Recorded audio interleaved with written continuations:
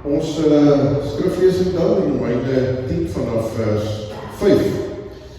Paulus skryf hier in hierdie hoofstuk, dit gaan in hierdie hoofstukke 9, 10 en 11 van Romeine gaan dit daaroor dat die volk Israel, wat eintlik die uitverkore volk is, dat hulle op die ou en die Here Jesus Christus verlos het, en dat Paulus dan ook praat daaroor dat daar buite Jesus nie verlossing is nie, en dat die Jode om daardie rede dan verloor is, omdat hulle Jesus Christus verwerp het, maar uiteindelik sluit hy ook af met 'n boodskap van hoop, om te sê dat deur God se genade hy uiteindelik tog ook die Jode na hom sal bring, maar dan deur bekering tot Jesus Christus as Here.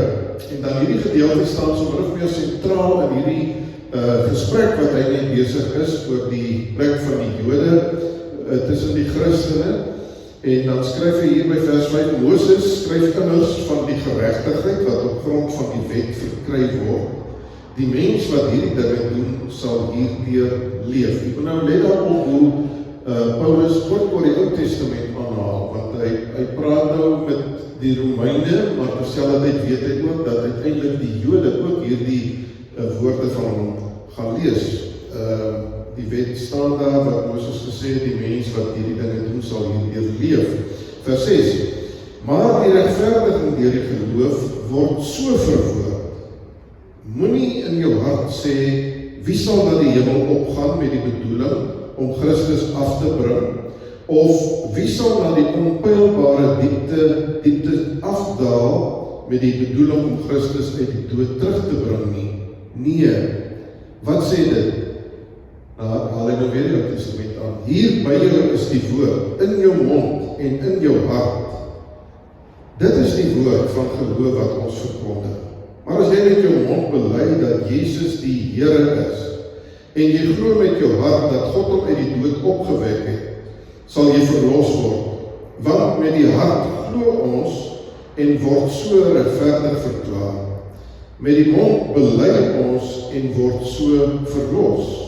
Die skrif sê tog, elkeen wat in hom glo, sal nie beskaamd staan nie. Dit maak nie saak. Ek skiet dat ek myself hier.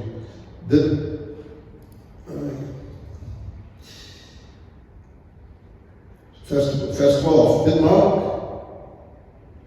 Is ek nou deur mekaar, hy broers en susters?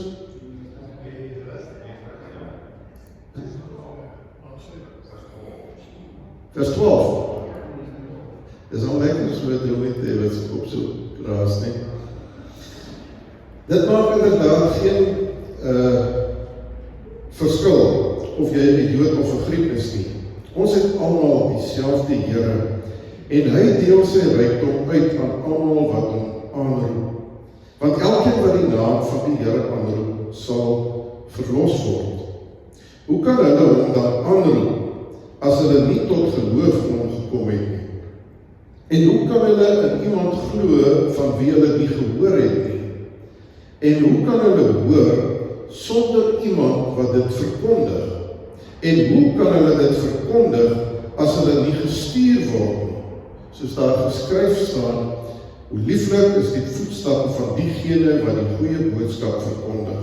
Nie almal het egter aan die goeie boodskap gehoor gegee nie. Jesaja vra immers, Here, wie het geglo toe hulle ons gehoor het? Die geloof kom dus uit die aanhoor, en die aanhoor kom deur die verkondiging van Christus. Ek wil graag op hierdie hele gedeelte vandag fokus, maar dan in die besonder tog op die woorde van vers 9, as jy met jou mond bely dat Jesus die Here is, en met jou hart glo dat God hom uit die dood opgewek het, sal jy verlos word. Ons leef in 'n wêreld wat ons almal weet dat woorde is iets wat baie maklik kom, en hierdie woorde wat ons praat word nie altyd ondersteun deur dade nie. Dis makliker om iets te sê as om regtig dit wat jy sê deel daarvan te wees en op die ou end ook dit op die ou end te kan uitleef teenoor ander mense. Ons beloof maklik dinge, ons weet dit, ons is almal skuldig daaraan. Ek glo nie daar's een van ons wat onskuldig kan pleit nie. Dat 'n mens baie maklik dinge sê en dinge beloof wat jy nie noodwendig regtig uit uit die diepte van jou hart bedoel nie. Ons sal baie maklik vir iemand sê, maar jy moet maar net praat, ek is daar vir jou.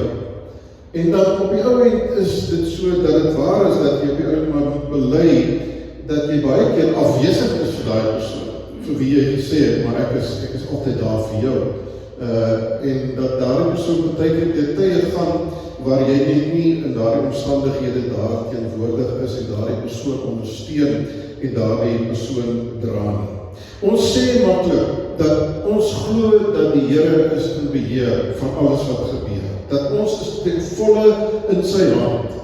En dan tog, terselfdertyd, terwyl ons sê dat hy in beheer is, lewe ons baie keer in sekere omstandighede met vrees en is ons bang vir allerhande dinge wat in die lewe met ons kan gebeur of die ongemaklike dinge van die lewe wat op die ou end na ons kant toe kom.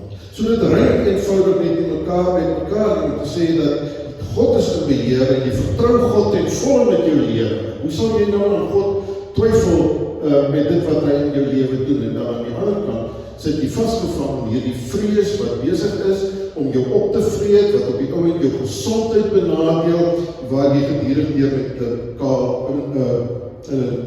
kol op jou maag meer rondloop. En net so sing ons ook wanneer ons hier in die kerk by mekaar is, wat ons nou ook so pas ook gesing het, is die vraag, is dit wat ons sing, bedoel ons dit regtig?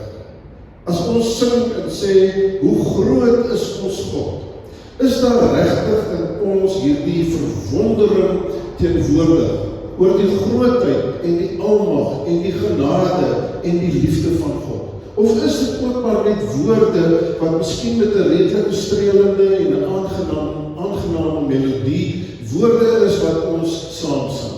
Soos wat ons enige ander lied ook sal saam sing, soos by Sari Marais, en dan moet jy noodwendig enigstens op enige manier werklik betrokke is by dit wat ek op die ou end sing. Dis maar net 'n lied, dis maar net lekker om te sing, dis net bekend, dis bekend op die oor, die musiek is bekend, ons ken dit, en dis heerlik om saam te sing. Jesus is koning, kan ons baie maklik sê, maar wanneer dit by die praktyk van ons lewens kom, dan sien ons dat dit is uiteindelik nie Jesus wat regtig in beheer van my lewe is. Hy is 'n koning, maar hy is in 'n sekere sin die onttroonde koning, want daar is ander here in my lewe wat vir my baie belangriker is as wat hy op die ou end vir my mag wees. Paulus se woorde wat ons nou vandag gelees het, broers en susters, dink ek wil baie diep in u en my lewens insny. Want hierdie gedeelte wil vir my en vir jou vanmôre kom sê, dit gaan nie maar net op die ou end oor 'n godsdienstige taal wat ons besig nie, maar dit gaan uiteindelik vir die Here en ons verhouding met hom en ons bestaan voor God, gaan dit op die ou end oor die mees radikale Christelike geloofsbelijdenis wat deur die 2000 jaar van geskiedenis van die kerk van die Here Jesus Christus absoluut sentraal en reg in die middel van alles staan. En van allerweë word hierdie woorde ook deur teoloë reg oor die wêreld deur eeue heen beskou as die eerste geloofsbelijdenis wat geformuleer is. En wat is dit? Jesus is die Here. Jesus is die Here. Nou, ons moet dit verstaan wanneer Paulus hierdie woorde skryf aan die gemeente daar in Rome, reg in die hoofstad van die Romeinse Ryk. Want wat gegeld het in die Romeinse Ryk in daardie tyd wat Paulus hierdie brief aan die gelowiges in Rome skryf, was dat Caesar was beskou as die koning, maar meer as dit. Caesar was vereer as het ware soos 'n afgod, soos wat ons vandag nog kry in lande soos byvoorbeeld in Noord-Korea, waar die leier in die land vereer word asof 'n afgod en niemand mag iets anders dien as het ware as daardie afgod nie. ook in die Tweede Wêreldoorlogse tyd in Duitsland, Heil aan Hitler. Hitler was die hoofdfiguur gewees, en so was Caesar ook die hoofdfiguur gewees. Maar as jy teen Caesar is, en jy vereer nie vir Caesar nie, kon jy baie maklik, en veral die Christene op die ou en in 'n arena beland het, waar jy gevoel is vir wilde diere om jou te kom verskeer. So eintlik moes die Christene in daardie tyd moes saam wees met binne in hierdie Romeinse ryk, saam sê dat Caesar is die Heer. Caesar is die een wat bepaal wat gebeur, wanneer dit gebeur. Caesar is die een wat bepaal wanneer ek moet spring, en op die oomblik ook hoe hoog ek moet spring. En nou kom die Christene in daardie moeilike en uitdagende omstandighede en blootstellende omstandighede waarmee hulle met hulle lewens voor kon boet, en hulle kom na vore met die belydenis om te sê, nee, nie Caesar is die Here nie, maar Jesus. Dis die hoogste gesag wat jy kry. Nie die van 'n mens, maar van God, deur sy seun Jesus Christus. Hy is die een wat uiteindelik die koning is. Hy is die een wat die uiteindelike heerser en regeerder is. Dis sy woord wat uiteindelik die finale woord is. Nie die woord van 'n moordenaar wat dreig dat as jy hom nie vereer nie, dan word jy op die oomblik doodgemaak nie. Maar hy is die een wat sy woord hoër is, meer gesag dra as die woord van 'n Caesar. Nou kom Paulus en hy sê dat as 'n mens hierdie belydenis op jou lippe het, ware geloof is nie iets wat eindig by lippe nie. Paulus sê ware geloof en die erkenning van Jesus as Here moet op die oomblik by jou knieë uitkom. Hy is die een voor wie jy moet buig, voor wie jy op jou knieë moet wees, wie jy moet eer, wie jy moet respekteer, meer as enige iemand anders of enige iets anders in jou lewe. En dit is waar ware geloof sigbaar word. Dit is waar party mense sê, waar die tekkie die teerstryk, is dat dit wat jy sê, raak op die oomblik totaal sonder sin en sonder betekenis, as dit nie op die oomblik uitkom by dit wat jy doen en hoe jy op die oomblik leef nie. Nou begin Paulus op 'n baie eenvoudige manier, en hy sê vir die gemeente daar in Rome, hy sê, hier by jou is die woord, in jou mond en in jou hart, vers 8. Paulus sê, God het nie hierdie lewe van Jesus as Here, en uiteindelik van redding en verlossing waarvan hy baie sterk in hierdie gedeelte praat. God het dit nie een kant toe geskuif vir supergeestelike mense. Dis nie met mense wat nou vreeslik godsdienstig kan leef, en wat vreeslik vroom is, en vreeslik goed is, en vreeslik gaaf is. Hulle is die mense wat kan deel in hierdie redding wat in die Here Jesus Christus te vind is. Hy sê, dis nie nodig om op te klim na die hemel, om Jesus te gaan haal, om na ons toe te kom. Dis ook nie nodig om af te klim na die doderyk en vir Jesus uit die doodheid op te wek nie. God is die een wat actief is. God het sy seun gestuur. God het sy seun opgewek. En daarom lê die verlossing nie op die oomblik in dit wat ek en jy kan regkry van ons kant af nie. Naby jou is die woord. God het dit nie moeilik gemaak vir jou om die evangelie van verlossing in Jesus Christus te kan ken. Hy het dit aan jou gebring, naby aan jou. En ek en jy wat vandag hier sit, is seker van die mees bevoorregte mense in die hele geskiedenis van die mensdom, om so in vryheid en rustigheid die woord te kan hoor van God wat naby aan ons kom. Die woord het na ons toe gekom. Ek en jy wat hier sit, hierdie woord het na my en jou toe gekom, vandat jy kan onthou, toe jy jou oë oopgemaak het, en toe jy tot jou verstand begin kom het, jy kan nie teruggaan en sê, daar was daardie tyd wat ek niks gehoor het. Die hele tyd het ons gehoor, die evangelie het naby aan ons gekom. En dis nie nodig vir ons om iets te doen. En tog, verval ons so maklik in 'n vorm godsdiens, waar ons op die ou end dink, ek moet tog nou maar op die ou end 'n paar dingetjies doen, sodat ek gered kan word. So bietjie kerk toe gaan, so bietjie vir die armes uitdeel, dalk so nou en dan bietjie Bybel lees, of bietjie bid, of wat ook al, ek moet so 'n paar goedjies doen, en as ek nog genoeg van hierdie goedjies doen, dan is ek seker daarom nie in te slegte posisie voor die aangesig van God nie. Paulus, in sy hele brief van die Romeine, wil vir ons sê dat ons is totaal bedwaal weg, as dit is hoe ons dink. Ons moet nie nog meer godsdienstig raak nie. Ons moet nie nog beter presteer in die dinge wat ons doen teenoor ander mense en rondom ons nie.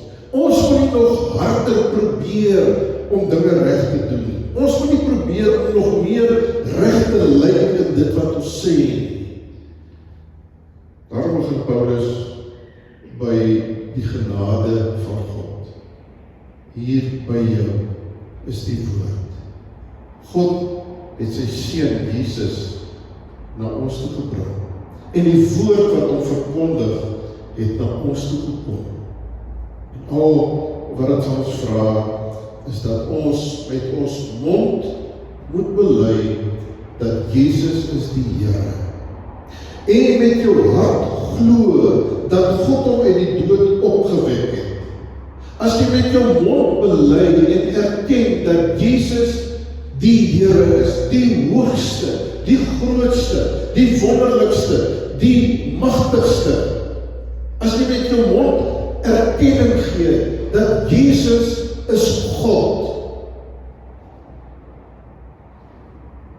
En glo binne-in dat God hom uit die dood opgewek het, sal jy verlos word.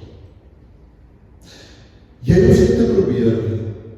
Jy hoef nie hard te werk om die verlossing te kry nie. Dit word na jou toe gebring. Dit word vir jou gegee. Al wat sê Paulus wat van jou gevra word, is om daarop te reageer. Is om te reageer op die Jesus wat na jou toe gekom het. Wat by jou is, wat vir jou gelei en gesterf het, en wat vir jou uit die dood uit opgewek is, sodat jy opgewek kan word in 'n ewige lewe. Glo dit in jou hart. Ontvang dit. Erken dit. Eien dit vir jouself toe, dat Jesus vir jou uit die dood uit opgestaan het. En bely dit met jou mond, dat Jesus is die Here. Bely dit met jou mond, dat Jesus nie net iemand is wat vir jou goeie raad gee nie. Iemand is wat in die bergpreek in Matteus 5 en 6 vir ons 'n hele klomp dinge gesê het, maar hoe lyk dit nou, wanneer iemand redelik ordentlik lewe en 'n ordentlike mens is? Nie dat Jesus jou lewe verbeter nie. Nie dat Jesus maar net daar is om vir jou te help om te koop wanneer dinge in jou lewe moeilik en sleg gaan nie. Dat jy nou maar na hom toe kan gaan wanneer jy op die einde nie meer raad het met die lewe en nie meer weet hoe om verder vorentoe te gaan. Moenie dit sê nie. Maar Jesus is die Here.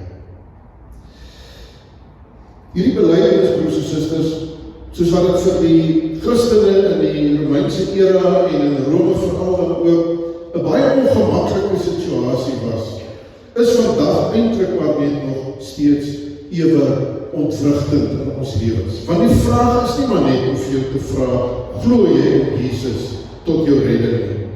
Die vraag wat eintlik gevra word, wat Paulus in hierdie verse vir ons wil help om te verstaan, is dat die essensie van dit waaroor dit gaan om aan Jesus te behoort, deur die genade en deur die liefde van God, die essensie daarvan is nie maar net of jy dit glo nie.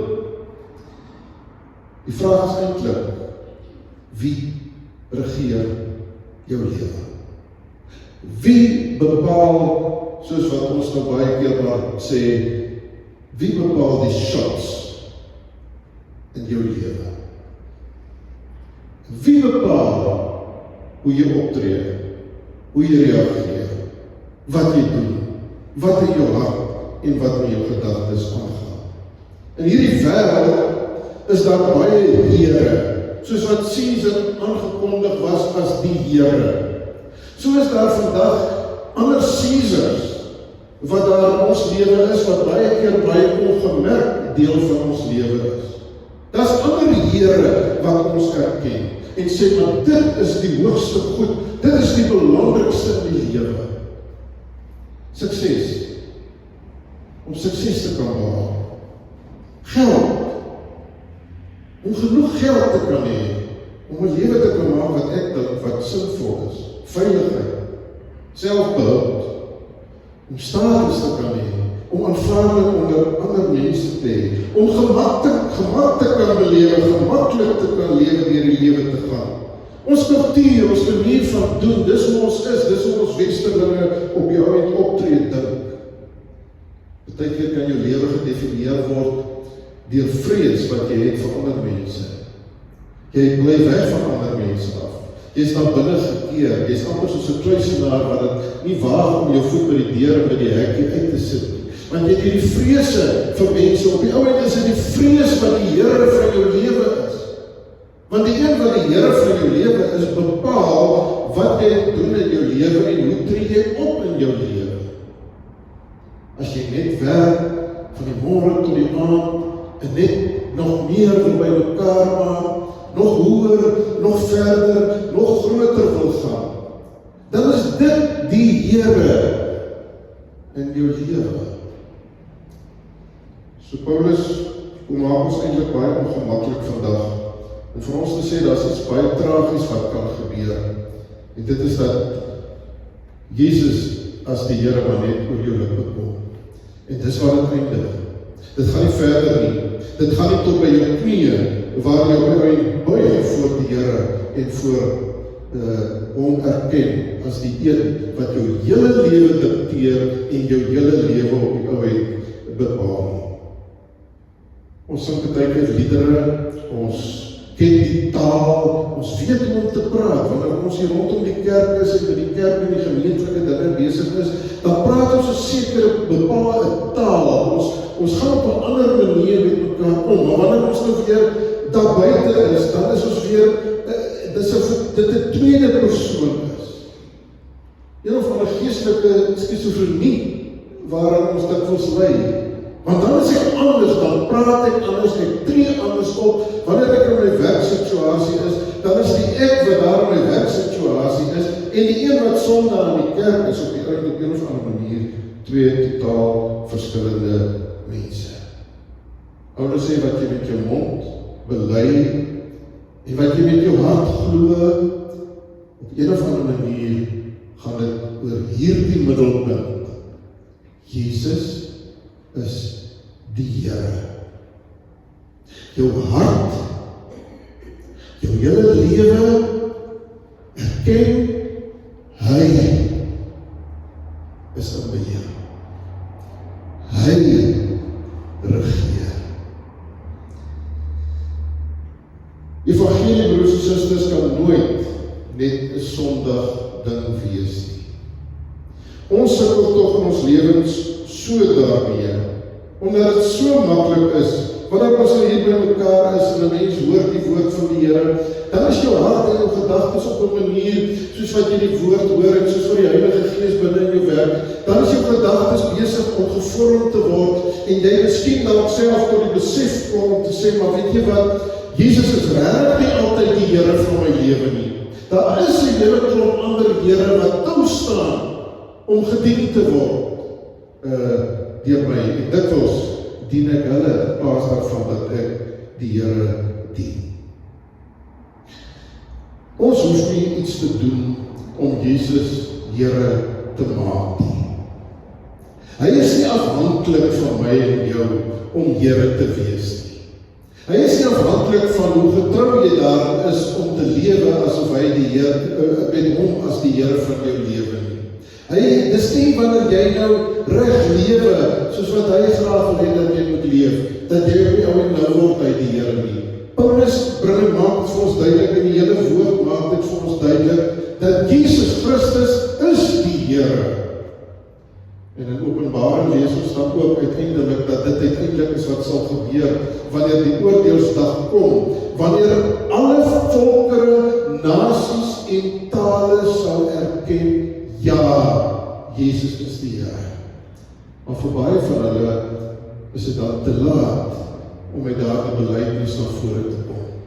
Want hulle het hom geïgnoreer, hulle hele lewe lank het hulle ander Here gedien as vir hom as die Here.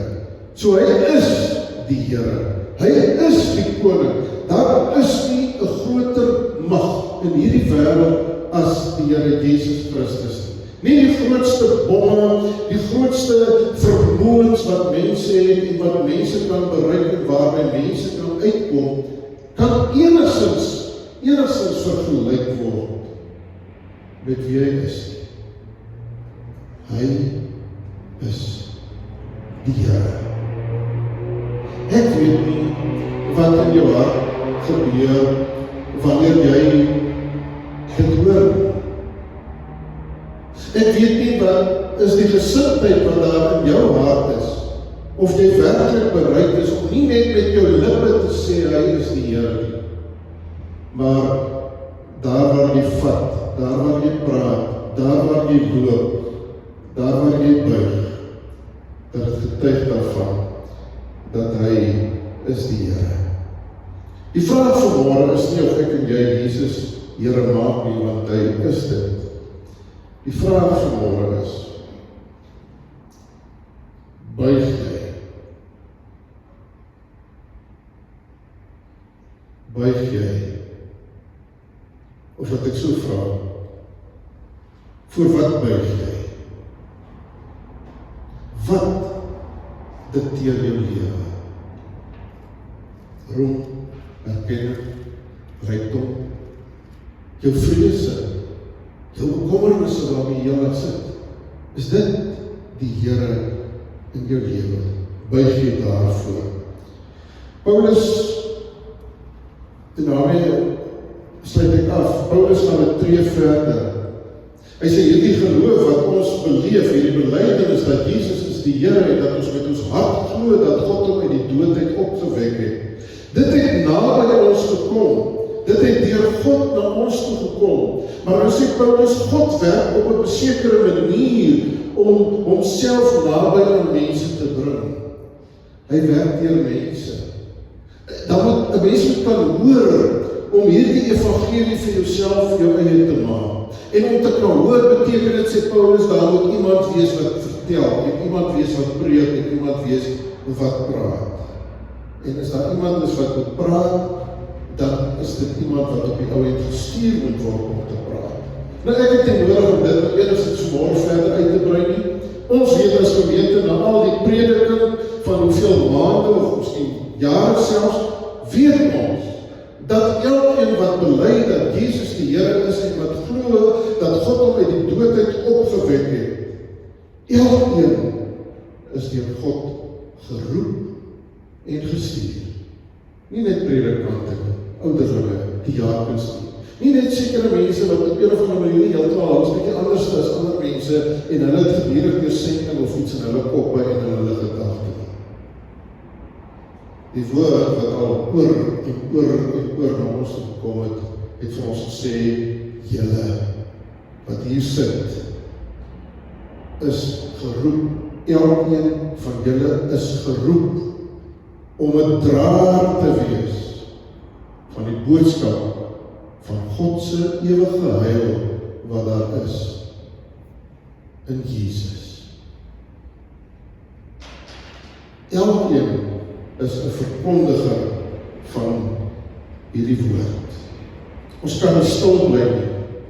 Iemand wat op sy knieë is voor die Here Jesus Christus en sy heerskappy erken en in verwondering staan vir wie hy is en wie hy in jou lewe is.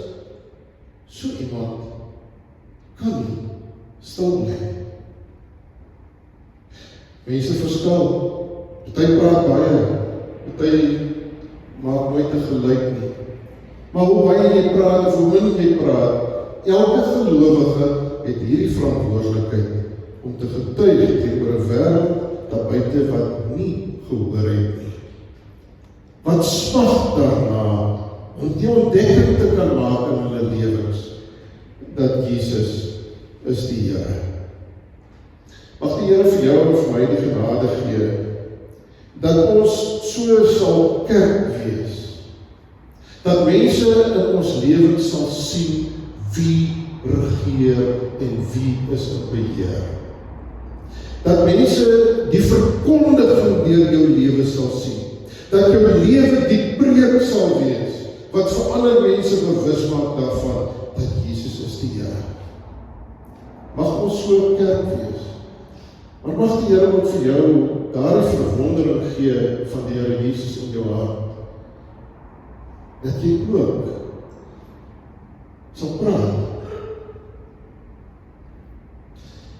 Meeste van ons, en nie almal van ons, ek glo almal van ons, kom elke dag van ons lewens in aanraking met mense wat die Here Jesus in hulle lewens ken.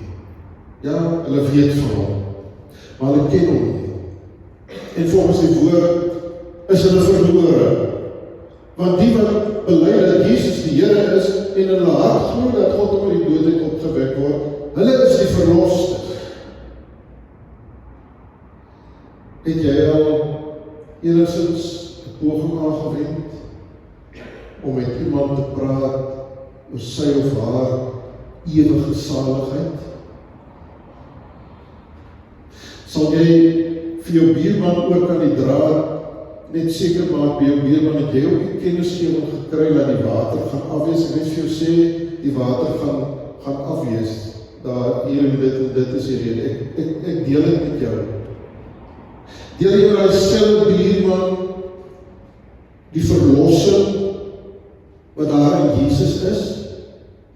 Of is dit ver genoeg om te gaan om te sê, maar ek is bekommerd dat jy ook daar ongerief gaan belewe met deur die water te hê en jy onvoorbereid gaan wees.